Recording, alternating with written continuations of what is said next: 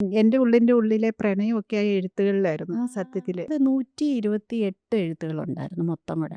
അതായത് എൻ്റെ ഇങ്ങനത്തെ ഇഷ്ട സാധനങ്ങളൊക്കെ ഞാൻ സൂക്ഷിച്ചു വെക്കുന്ന ഒരു പെട്ടിയുണ്ടായിരുന്നു. അതിൽ ഞാൻ ഈ എഴുത്തുകൾ 128 എണ്ണം മുടിയെ കെട്ടുന്ന റിബണുണ്ടല്ലോ അത് വെച്ച് കെട്ടി ആ പെട്ടിയിൽ സൂക്ഷിച്ചിട്ടാണ് ഞാൻ നഴ്സിങ്ങിന് പോകുന്നത്.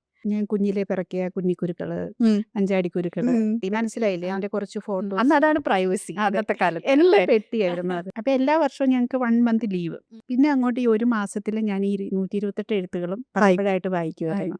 അപ്പൊ ഞാൻ അന്ന് ഫോൺ വിളിക്കുന്നു, പറയുന്നു, വീട്ടിലെ അമ്മച്ചിയോടും ചാച്ചനോടും പറയുന്നു, എൻ്റെ പെട്ടി എടുക്കണം കേട്ടോ. അപ്പൊ ഞാൻ വീണ്ടും വീണ്ടും ഇത് ഓർപ്പിച്ചുകൊണ്ടിരുന്നു, പെട്ടി എടുക്കണം. പുതിയ വീട്ടിൽ കാണാനായിട്ട് ഞാൻ വരുന്നത് 6 മാസങ്ങൾക്ക് ശേഷം.